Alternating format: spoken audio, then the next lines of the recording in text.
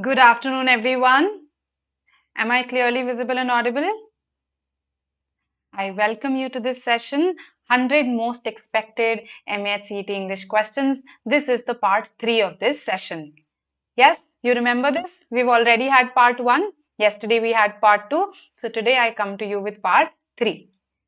Right, so give me a hi, hello, so that I know that I'm visible, audible. Hi, AJ. Okay, it's Ajay, sorry. Hi, Kajal. Good afternoon. Hello, Umkesh. Hi, Parth. Okay, so I'm assuming that I am clearly visible and audible to all of you. Hi, I. Hello, Pratham. Okay, so I hope all of you have been preparing consistently for MHCET English. Yes, you do get quite a fair number of grammar, vocabulary, verbal logic questions, and these are a good chance to score through preparation. Yes, if you have a good pool of vocabulary, if you know your grammar concepts well, if you've solved some parajumbles, sentence jumbles, etc., then these are the questions that are scoring for you. Right. So, with this aim, we have brought this series to you. And you know that, okay, MHCET, sometimes it can extend its dates. Yes. So, why not prepare consistently? And even if the dates do not get extended, if I am preparing consistently, then I'll be in a good position to attempt the exam when it happens. So, with this aim, we have this session for you where we'll discuss how to approach some questions, the common question types, okay, the ones that came last year, those question types, and we'll practice some probable questions on that pattern. Right? So that's the aim. Hi, hello, all of you. Welcome, welcome. All right. So here's the first question for you. So today I have a timer for every question, right? And those questions that are direct, such as synonym, antonyms, for them I have given you just 20 seconds because I believe that they are 20-second questions, right? They should not take more than that. For questions that are contextual in nature, so for instance, fill in the blanks, I have given you 30 seconds. And for longer questions, so we have a sentence jumble also today. We have a relatively longer question format also today. For them, I have given you 1 minute. Okay, so 20, 31. So here's a 30-second question in front of your screen right now. This is a fill in the blank question, vocabulary. Yes, tell me what the answer should be.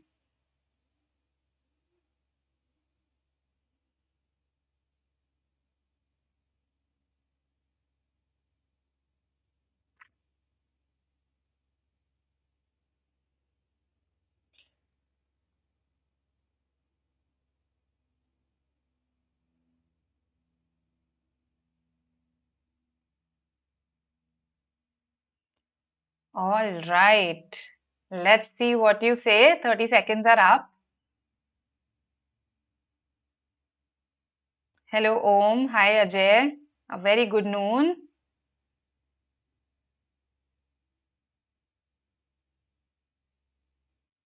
C, B, A. All right.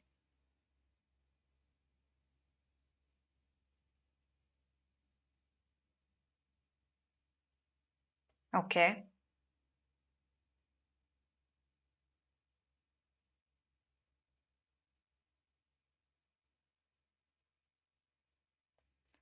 So, varied responses I've got. Okay. Some of you say A, some say B, C, and E. D, I haven't got. That means you feel that demeaning should not come here. Okay, good. Let's see what is the best fit. So in such questions, you have to see the best fit according to the context, according to what is being discussed in the surrounding words. How do you expect that country to progress when this also you must have wondered about, I'll discuss this, when her government, we are talking about a country's government, I'm calling it corrupt, so I need a negative word here, and I'm calling it largely feudal. Feudalism is a system of government where we have some feudal lords, and the other people, they are just peasants. They do not have much right. So there are land owners, right? And there are land laborers or workers. That's a feudal system, right? So I'm talking about a system of domination, corruption here. Dwindling cannot be the answer here. Okay, that's the first one that I eliminated, and then I eliminated demeaning also. Dwindling means declining or decreasing in amount, like dwindling resources. That's the context in which I have heard this. So, dwindling does not really fit here. We have to highlight the extent of their domination, corruption, etc. Dwindling would mean that the government is on the decline. Demeaning is used when people say something that belittles you, right? So they are demeaning you in that way. So belittling again does not fit our context. We are talking on a country's government level. Distended, again, if you know the meaning of this word, this was very easy to eliminate. Okay, a distended balloon is a bloated, is actually a balloon that you have blown up, right? So distended simply means bloated. And again, contextually, it does not fit at all here. So I feel that, okay, dwindling, demeaning, easy to eliminate. Distended, if you know the meaning, easy to eliminate. Devalued, again, easy to eliminate. So when you devalue something, you assign less value to it, right? That is the meaning of devaluing. So if I say that, uh, he has devalued the assets of his organization, that means he thinks that their value is much less than what is currently being projected. Basically, to reduce the value or to not value enough to reduce the value, that's the idea. So again, devalued would mean that people don't value this government. Whereas the best fit here between A and B, the better fit here is despotic. Okay, so a despot, who is a despot? Yes, a despot is someone who is a tyrant, a dictator, right? Tyrant, dictator, autocrat. These are all synonyms of despot. So, despotic government is a tyrannical, a dictatorial government, and that fits perfectly with a country's government, the word. So, contextually, C is the best fit. Good. A lot of you said this later that C is the answer. Okay. The others simply do not fit the meaning that I need here. Right? So this was not a difficult question in case you knew the meanings of these words as devalued, dwindling, demeaning, and these are high frequency words. Okay? So let's see our next question. Yes, Jay has made a point that the country is called her because okay. So usually, these are customs conventions sometimes because the country is associated with our motherland. Okay, we call a country our motherland. We assign feminine attributes to a country in that sense. That's why it's called her. Okay. Sometimes the ship is also called hers. Has anyone read this? Using ship, using her for, let's say, Titanic, right? So she or her is used for ships also because again the ship is assigned those attributes, the mothership, okay, the attributes of a mother or a woman, and that's why she is used for a ship. So these are certain conventions, customs, okay. It's not essential that you use she with a ship or a country, but it's a common usage. All right. Okay, so C is clear. Let's come to the next question, a 20-second question. Find the antonym.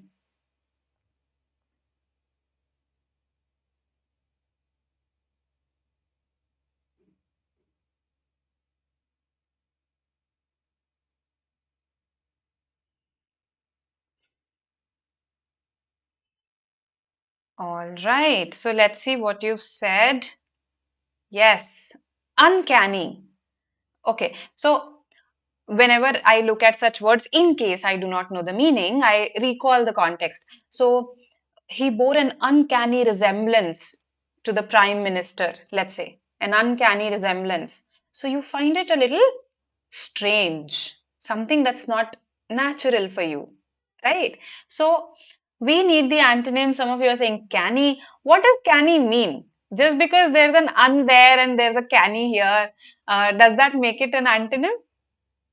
Yes, a canny lawyer is a shrewd lawyer, right? So canny means shrewd, whereas uncanny means strange. Do you think that they are the opposites of each other?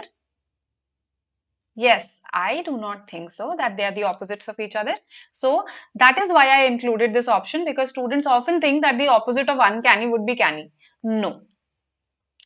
So strange, mysterious. So preternatural is also something that's, supernatural. So even this would be strange and mysterious for me. Fantastical. What do fantasy novels have? They have these magical elements, strange lands, right? So fantastical is also not the opposite of uncanny. Eliminated. Now between B and D, tell me what the answer will be. Yes. Uncanny is strange, whereas unremarkable is something that's very ordinary, isn't it? Unremarkable, very ordinary. Nothing to remark about there. So it is B, that is the answer. Not prudent. Prudent is again someone who shows good judgment, can make a good judgment about the future, right? Is careful, right? So careful, showing good judgment, that is prudent. And again, that's not the answer here. Okay.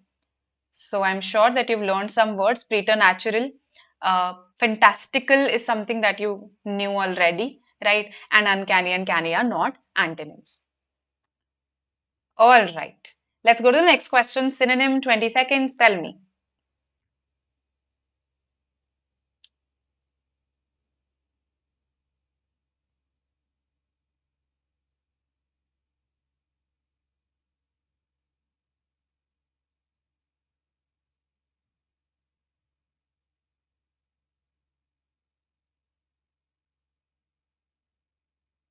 The kind of question where you can use grouping. Yes, it's that kind of a question. So I've got some B's, all right. Okay. You have to give me a synonym this time. Read the instructions very carefully in the exam as well. The closest word. A, all right. B, C. So here I think the fact that we have uncover and cover together makes it relatively simpler, isn't it? So you know that either A or, I mean, and C both cannot be in your short list of answers, right? So uh, either uncover is similar or cover is similar, or probably neither is related, right? So to besmear someone with something, besmear is a verb. Doesn't it remind you of smear? It actually is a synonym of the word smear. To smear someone with gulal, right? Holi. I mean, you played Holi recently. So to smear someone is to cover someone with that. So uncover and cover, they were antonyms. So most likely one of them is not the answer. Also, uncover and remove, similar ideas. On the basis of that, I decided that probably uncover and remove, neither is the answer. Also, overt, it means something that is on full display. It's not covered. You know, the opposite of overt is covert. Covert is something that's hidden, whereas overt is something that's in public display. So again, overt matches uncover and remove. Okay, in terms of meaning. So I eliminated these three right away. The choice is between C and D. Now, D talks about extolling. So if you remember, we have done this word in some of the other earlier vocabulary sessions. To extol someone's virtues, to extol someone is to praise them highly. To praise highly. And that's why this is not something that's related to smearing or besmearing at all. So recall the word in some context in which you've heard it. Probably that will also help you. See, the context helps you. The tone, whether it's a positive word or a negative word, that helps you. Then grouping on the basis of meaning, that helps you. So for instance, uncover, remove, overt, I group them on the basis of meaning. The answer here is cover. Clear to everyone? All right, let's proceed then. Okay, 30-second question. Idioms.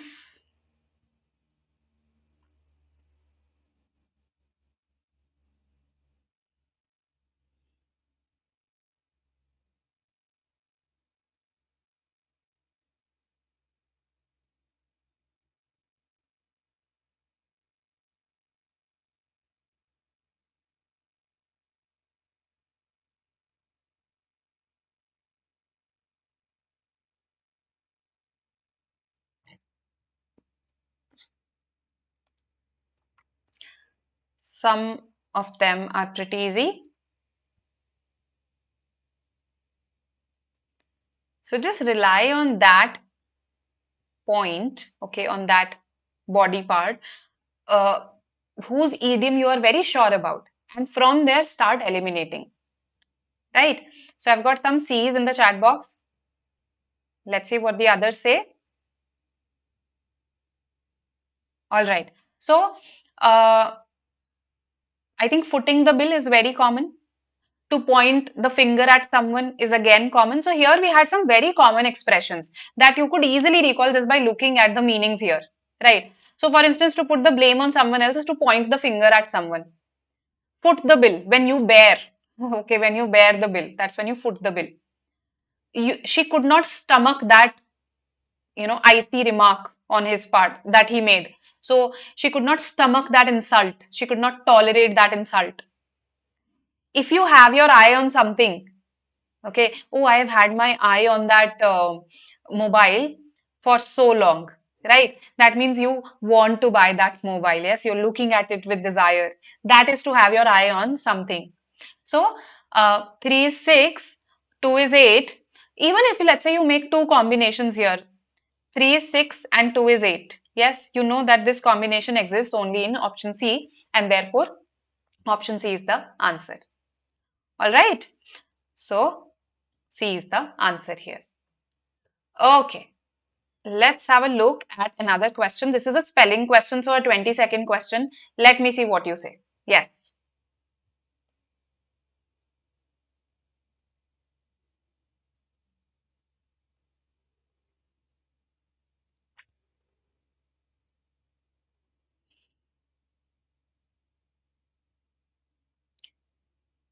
What is the correct spelling? C, E, all right.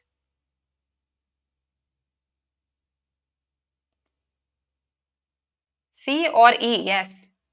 Saurabh says B. All right. What does this word mean? B. Okay. So last time we had this word discombobulate. Yes, and I told you it's a humorous term, which means if someone is discombobulated, that means that that person is very confused and bewildered, okay, and disturbed. So that is discombobulated. Now we have this word sesquipedalian. Anybody who knows the meaning? Yes. C E, all right. So sesquipedalian, it means something that has long syllables, something that has a number of syllables. Okay, so polysyllabic. Okay, or having multiple syllables. The spelling, the correct spelling is this. Okay, sesquipedalian, having multiple syllables. What are syllables? Yes. What are syllables? The vowel sounds in a word. They are called the syllables. The vowel sounds, remember, not the vowels themselves. So, for instance, the word sesquipedalian in itself has so many syllables. Sesquipedalian means also this, and the word itself has a lot of syllables, right? So, sesquipedalian, right? So, six syllables right here. Okay, so that's how we count syllables, the number of vowel sounds. Anyway, so polysyllabic, it's also used for someone's speech. So for instance, there's a speech that has these long winding words and it's just not ending. So you can call it a sesquipedalian speech. So it's used in that sense also, right? So here's the correct spelling. Learn spellings also. Okay, go through the spellings also of the words when you learn them, right? Focus on the spellings also because in MHCT you were asked spellings last year, okay, and some tough ones. Okay, one word substitution. Again, a 20-second question. Let's see what you say. Annoyance at having failed or been humiliated. What's the word for it?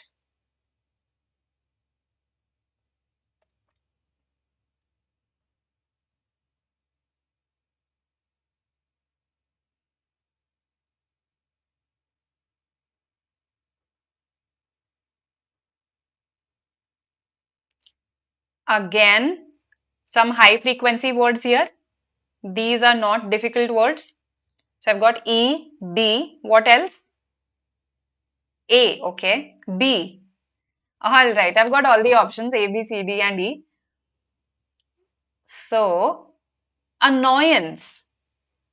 Now, see, sometimes, and this is not foolproof, sometimes grammar can also help you. So, actually, annoyance, when I say annoyance, I'm looking at a noun here, right? Irate, angry, these are adjectives. Those of you who said A, B, somebody who's irate, okay. Irascible also has the same root, okay. This IRA here stands for anger, irascible, irritable, okay. Can get angry very easily. Irate means angry. Synonyms, right? So first of all, if you know the meanings, then you also know that they are very similar to each other. So probably neither is the answer, right? Now, FOPA is a word that has been adopted in English. It's a migratory word, a French term, which means false step, right? But I think you must have read, even if you follow a bit of, let's say, fashion news, okay, then faux pas. So, for instance, if someone wore a dress that was not liked at all by others, we call it a fashion faux pas, a fashion blunder. So, it's actually a social blunder. That's what it means, a social blunder. So, faux pas, again, it's not about annoyance, it's about making a mistake. So, these were easy to eliminate. And I think candor is also a fairly common word. Yes? Candid conversations, a candid picture. You talk about it all the time. Yes? Candid. So, candid is the adjective, candor is the noun. Candor means frankness. Okay? So again, this is not related to annoyance. Chagrin, that's how it's pronounced. Chagrin is the answer here, right? So when someone experiences chagrin, they are just annoyed because they have been publicly humiliated, let's say, okay, or they've experienced some public defeat. That's when they experience this feeling of chagrin, right? And usually, we use it like this. To her chagrin, she could not succeed. Okay, so to her annoyance, to her humiliation, to her chagrin, she could not succeed. So that's how we use it. So I've given you the meaning, the part of speech, and the usage. All right, so C is our answer. Hope this is clear now. And again, I'm telling you, these are high frequency words. I did not give you anything that was too literary. Besmear, I could still agree is a literary word, right? Usually we use smear in our daily lives, not besmear. But these are all high frequency words. Okay. Now here's a sentence jumble for you because MHCET asked it last year, so I thought to cover it with you. Right, one sentence has been divided into such short fragments. You have to arrange it. Okay, I'm giving you 1 whole minute for it, so don't worry about time. Focus on accuracy.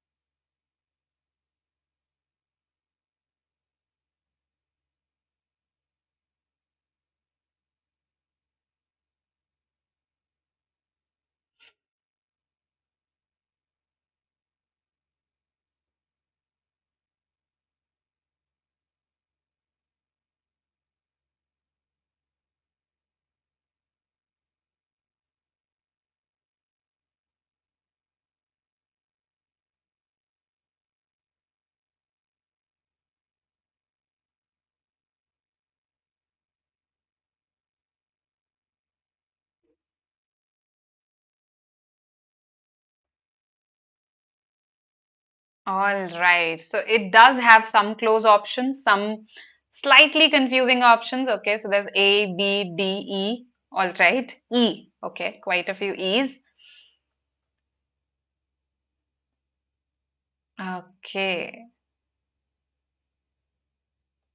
Parajumbles, okay. I'll bring parajumbles. I think Vikrant sir also covered some with you yesterday. Some parajumbles. Okay. How to remember words. I'll tell you that. Let's answer this once. Okay. So now I think some pairs were pretty easy to make. So let's focus on the easy ones here. right?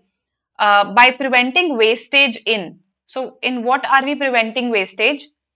Usually, we try to decrease wastage in storage, distribution, and handling. Yes, we talk about preventing wastage in these stages, in storing something, in distributing something. Okay, so 5 and 2 look like a pair to me, right?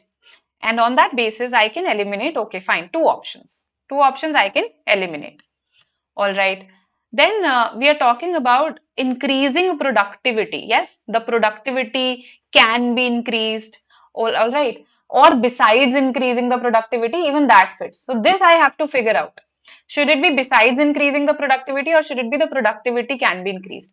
But again, one thing that you should have spotted here is this. We are talking about the productivity from one area or one field, which is agriculture. Now, fishing is another field, okay, another related field, but another field. Pastoral industry, right? So, you rearing cattle, right? That is pastoral industry. So, pastoral industry, agriculture, and fishing, these are three fields. So, we are probably talking about increasing the productivity from these three fields: agriculture, pastoral industry, and fishing. And that is why, in my opinion, 6-3 is a pair. So, I just saw this, okay. This cannot be the answer because it has 3-6, right? This or this. Now, between this, C looks more appropriate to me. So, then what I did was I read C and E in the order given, right? So, C says, besides increasing the productivity from agriculture, pastoral industry, and fishing, food supply, okay, then can be increased. So that means my main focus is on increasing food supply. Now, how can I increase food supply? First way is that I increase the productivity itself, that the same amount of land gives me more yield, right? And the other is that I reduce wastage. So one is increasing productivity, the other is reducing wastage. That is what it is talking about. Now it makes perfect sense to me that I am talking about increasing food supply. One way is that I increase productivity, that's from the same amount of land I get more, and the other way is that I reduce wastage. So this is my answer. Okay, so besides increasing the productivity from agriculture, pastoral industry, and fishing, food supply can be increased by preventing wastage in storage, distribution, and handling. Okay, E, when you read it, you realize that, okay, this does not make sense. The productivity from agriculture can be increased by preventing wastage in storage, distribution, and handling. Till here, it's perfectly fine. Now, handling ke baad, how can I put pastoral industry and fishing? Yes, storage, distribution, and handling pastoral industry and fishing. No, eliminated. So my answer here is C. It's not E. Yes, some of you were very emphatic about E. That's why I explained this in detail, right? Okay. Hope this is clear. Now and I agree that E also looks likely. Okay, it looks tempting, but no. Correct word usage. Okay, so the word is given to you here. Three sentences. You have to tell me in which sentences this word has been used correctly. Okay, let's see what you say.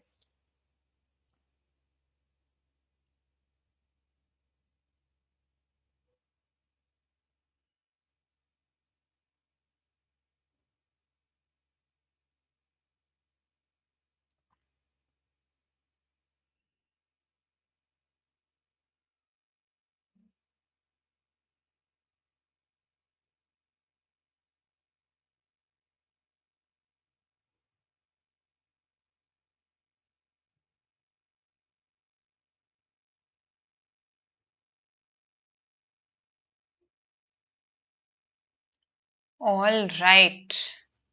Let's see. It was a 30-second question. Let me see what you've said. E, B, D. All right. Okay, okay. A and C also have got.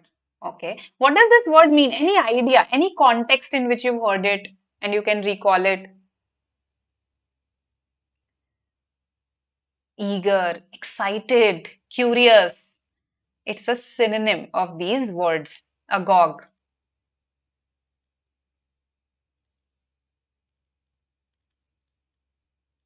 It's an adjective. Now, someone was asking this earlier that how to remember words. So, do you see that whenever I explain words to you, I ask you or I tell you in which context I heard it first, right? So, how does this context come into the picture? By reading. The more you read, the more words you pick up contextually. So the preparation for your, RC passages and for your vocabulary is in that way complementary. Second is that whenever you are deliberately learning words, you have to see their usage, see how they are used in a sentence, and better still implement it. Okay, use it. So agog is not a word that you can't use in your daily life. Oh, when my father gifted me that mobile, okay, just an example. I was all agog to see how it is used. So agog, I very easily implemented it. So implement it in your daily life. Third is whenever you find something difficult to learn or whenever you want to make something exciting to learn, right? Just use association. Associate it with someone, associate it with the things in your life, associate it with some experiences that you've had, some, let's say, a travel experience that made you all agog to discover the entire world, right? So, association helps a lot. And of course, revision. See, nobody can master words if they do not come across them again and again, right? So one is that you use them again and again. The second is that you read those words again and again. Okay, so you read novels, etc., and you come across the same words, similar words, time and again. And if you're preparing for an exam, you're deliberately learning words over every weekend, you should revise those words. So I think these are some ways in which you can remember words for a long, long time. Okay. Now, I've got multiple responses here. All of them are correct. Okay. So she was all agog. They were all agog to see their parents. Okay. So the boys were all excited. The victory set the whole state, enthusiastic, just filled them with excitement. Yes.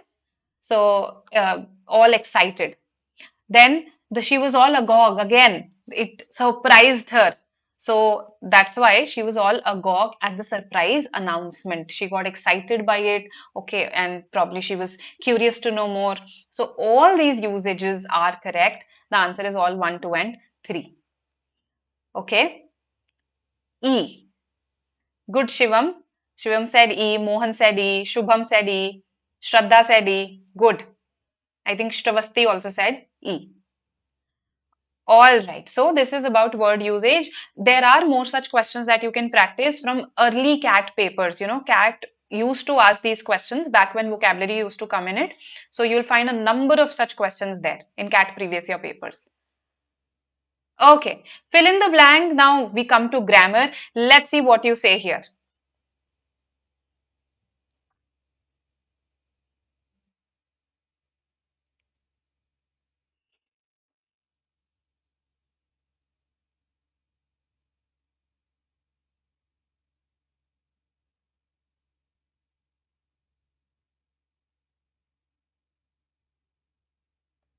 Okay, let's see. Yes, yes, this is grammatically correct. She was all agog.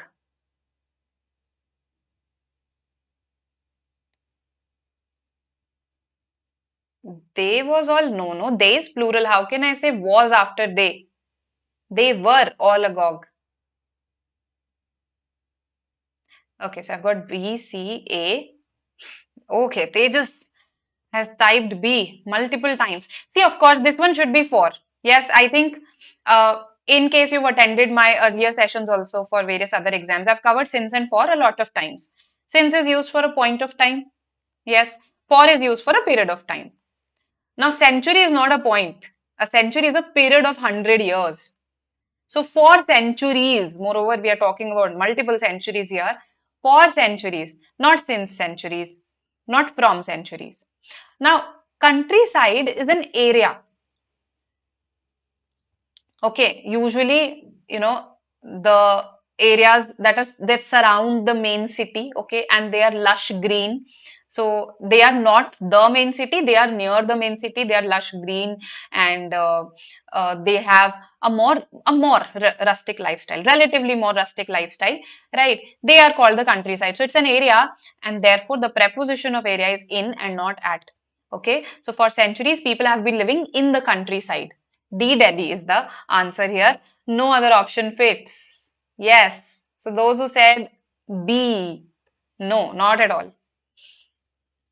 Clear to everyone? In the countryside here is an area that I'm talking about, not at. Okay. At is the preposition of an approximate location.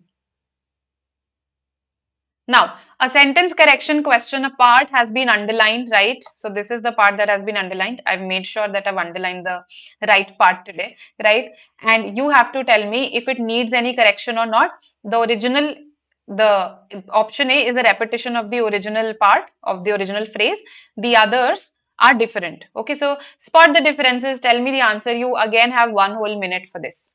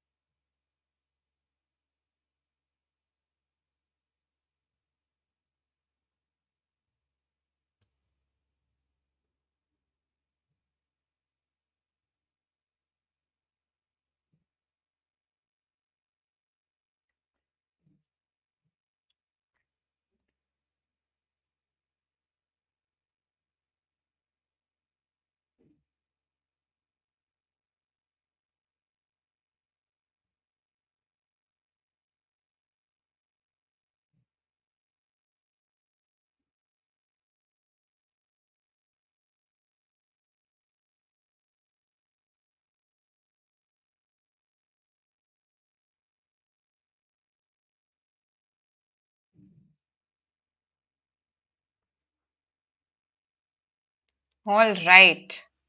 Good afternoon, Rahul. C, okay, I'm getting a lot of C's here. B, okay. E. So those who say C, why? So we are making a comparison. Okay. Now, machine A and machine B, the thing is that performing the same job, isn't it? Both of them are doing the same thing. It is just that machine A is more efficient than machine B at that particular job. This is what I want to convey. Now, if I convey it like this, machine A is more efficient at shredding these plastic sheets. First of all, this structure than is machine B is incorrect. Here I have placed the subject first, that is machine A, and then the verb, that is. Why am I inverting the structure here? The verb first and then the subject. I should not do it ideally. So A is eliminated. There is another error in A, which let me highlight it in B because it's present in B also. Now, the moment you say machine A is more efficient at something, that means you are associating this job with machine A, but I don't really know what machine B does. That is not clear here. If both of them are doing the same job, then you should say machine A is more efficient than machine B at something. This job should come later on so that it conveys that, okay, both of them are actually doing this job, is that just that machine A is better at it than machine B. Right? So, even this is rejected. Right? E is rejected because it generalizes something very specific. We are particularly talking about these plastic sheets. We are not talking about plastic sheets in general. So I eliminated it right away. Now, between A, C and D, the choice is so clear because D does not even have a verb. D does not have a verb. See this. Machine A, subject, then a description of machine A. No verb present here. No is present here. C is my answer. Machine A is more efficient than machine B at what? At shredding these plastic sheets. That means both of them are doing this. Moreover, this part also helps you converting them. So now we are talking about the job that they are doing, right? So shredding and then converting them to small plastic granules. That's the ultimate result. So we are describing the job in one go. Okay. Shredding and converting, they should come together. So that's why C is my answer. Okay. Yes, it's a comparison. Correct. Hope this is clear. So yesterday, I think day before yesterday, we talked about modifiers, right? So similarly here also this at shredding these plastic sheets, this is modifying both actually. So this should not come with just one of them, right? Okay, let's attempt a voice question, active, passive voice. It may come in your exam. So I think prepositions, voice, tenses, these are some hot topics that you should prepare for. Let's see how you attempt this 30-second question.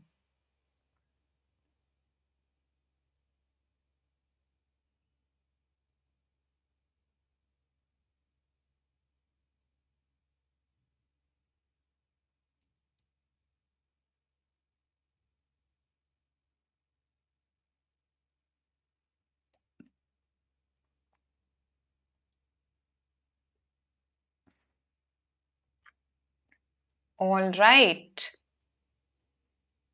Maitri, so in between we keep taking CMAT classes, just that MHCT is nearer, so that's why the focus is more on this exam. However, as I have told you earlier also, I have told all of you this, that the syllabus, so to say, it's very, very similar. You have vocabulary in CMAT, your vocabulary here, grammar there, grammar here, logic in the sense of parajumbles, sentence jumbles there and here as well. So these sessions are equally relevant for you. Okay, that's great. Good, Maitri. Uh, E, B, C, D. All right. A also. Okay. Some of you have given me. This is not difficult. First of all, active passive voice questions are not difficult because you just have to, first of all, change the subject to the object and object to the subject. So this is the object here. This becomes the subject in passive voice. So his job becomes the subject. That means C should be eliminated right away. He should not remain the subject. His job becomes the subject. Okay, then he becomes the object, so it becomes him actually. So by him, right? If you see here, there is no object, no object. Okay, no object. We have no him actually here, right? I'll address this also. Um, then look at D and E. I'm saying he is doing his job well. His job is being done well. That's what I'll say. No, it is being done well. Then I'm describing this. So this is a descriptor. He is doing it well. This is an adverb here. So I'll first give the action and then I'll describe the action. It is being done well, not is being well done. Okay, well done in itself becomes an adjective, a well done job. So this collectively is an adjective. I don't need that here. I need an action word here. I need a verb here, not an adjective. Eliminated, eliminated. Right. So what am I left with? I am left with B. His job is being done well. That is the answer. Okay. Why is being? Because of doing. ING. You have to retain the ING structure. A is not the answer. Now some of you must be wondering, but there is no object here. There is no by him here. Right. When the object is understood, okay, or when it is understood from the context also, when converting an active voice sentence to passive voice, we sometimes skip it. And that is why B Bangalore is correct. Okay, so for instance, the thief stole my purse. Now, if I convert it to passive voice, my purse was stolen by the thief, but by the thief is understood, so I can even skip it. My purse was stolen. Okay, clear to everyone? B is the answer, B Bangalore.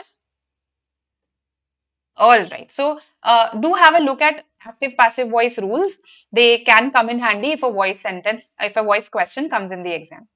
Now, let's look at an error spotting question quickly. Tell me the answer. What is the erroneous part?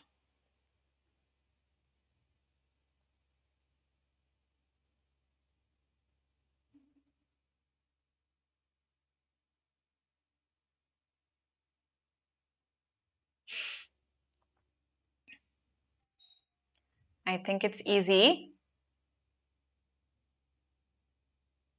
A 30-second question. E, B, all right. So this one, E and B.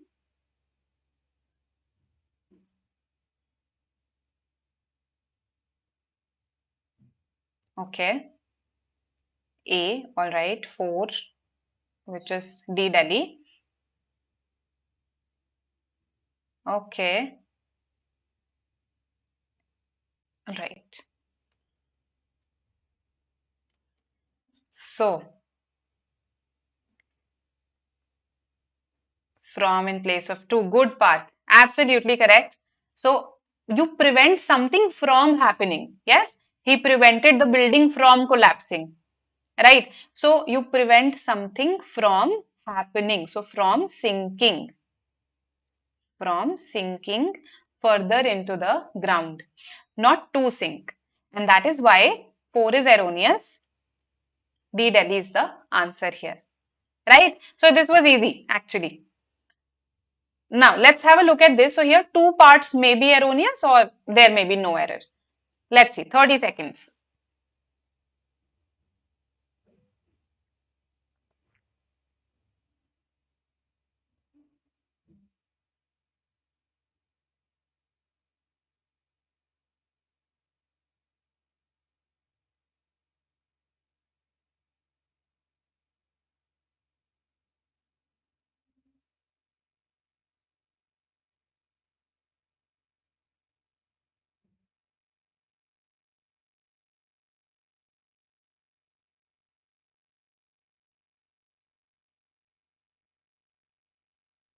All right.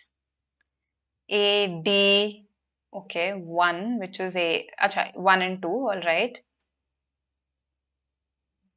okay.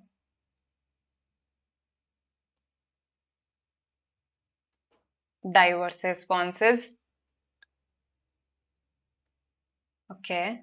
D versus C, yes, I can see a lot of D's in the chat box.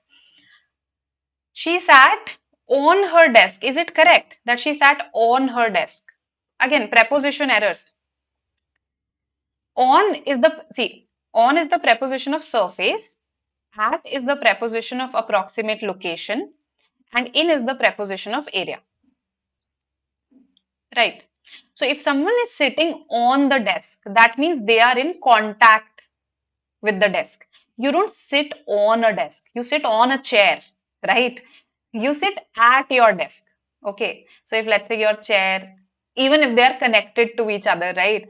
So that's the approximate location. You sit at your desk. She's at her desk, not that she's on her desk. Okay. So this is erroneous, first of all, and that's why these two are eliminated. In fact, this is also eliminated. And worked hard on that mathematics problem. Now, on is not just used for surface, it's also used when you are trying to accomplish one particular task. Okay, it's one specific thing that you're trying to accomplish, then you are working on that problem. So, sorry. So it is yes, 2 na, theek hai, haan. So 1 and 2 that are erroneous. When do we say work hard at something? When we talk about, let's say, a goal, a long-term goal there, not a specific problem. So this is used for a goal, while this is used for a specific task. Okay, I hope this is clear. And that's why 1, 2 is the erroneous bit here.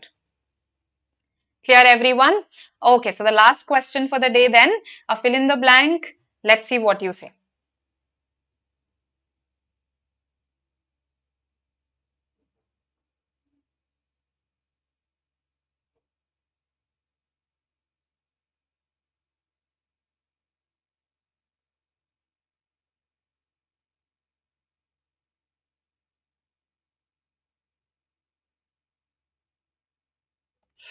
Okay. First of all, you never boast over something, do you?